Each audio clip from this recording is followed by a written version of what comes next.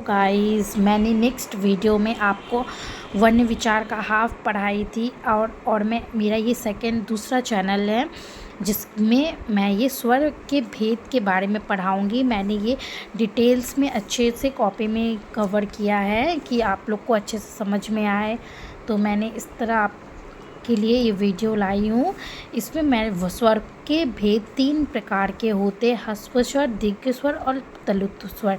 मैंने ह्रस्व स्वर के बारे में मैं आप लोग को पढ़ाऊँगी कि ह्रस्व स्वर किसे कहते हैं। जिन स्वरों के उच्चारण में सबसे कम समय लगता है उसे ह्रस्व स्वर कहते हैं। मतलब जिसमें बहुत कम टाइम लगता है बोलने में, जहाँ हम लोग कोई भी उच्चारण करते हैं तो उसे बोलने में बहुत कम समय लगता है, उसे ह्रस्व स्वर कहते हैं।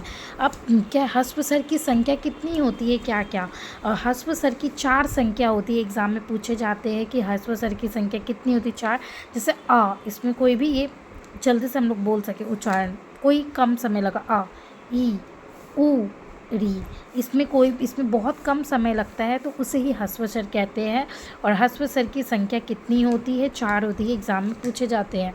दीर्घ स्वर किसे कहते हैं, मैं दीर्घ स्वर के बारे में बताऊंगी किसे कहते हैं। समझ में, जिन स्वरों के उच्चारण में ह्रस्व स्वर से 2 गुना, मतलब इससे 2 गुना लगता है, ठीक है, समय लगता है, उसे दीर्घ स्वर कहते हैं।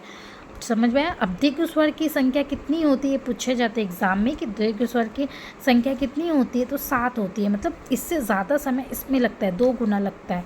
जैसे बड़ा, देखो इसमें ज़्यादा टाइम लग रहा है। बड़ी, छोटा, बड़ा ओ, ए ओ, औ। तो ये चारों पूछ सकता है कि दीर्घ स्वर क्या है, ओ है कि ओ है, ऐसे पूछता है। एमसीक्यू भी देता है एग्ज़ाम में करने के लिए। समझ में आया बच्चों। तो मैं आप लोग को इसलिए ऐसे क्वेश्चंस करवा रही हूँ कि समझ में आ जाए। और तलुत स्वर किसे कहते हैं, जिन स्वरों के उच्चारण में ह्रस्व स्वर से 3 गुना लगता है, मतलब ह्रस्व स्वर से 3 गुना ज़्यादा और लग गया। जैसे इनकी संख्या 1 होती है, पूछ सकता है कि तलुत स्वर की संख्या कितनी होती है, 1 होती है। जैसे ओडम। समझ में आया।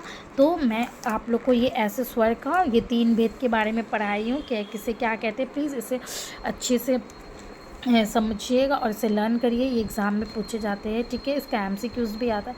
प्लीज़ मेरे चैनल को लाइक, सब्सक्राइब, कमेंट करिए कि मेरा चैनल आप लोग को कैसा लगा, ठीक है।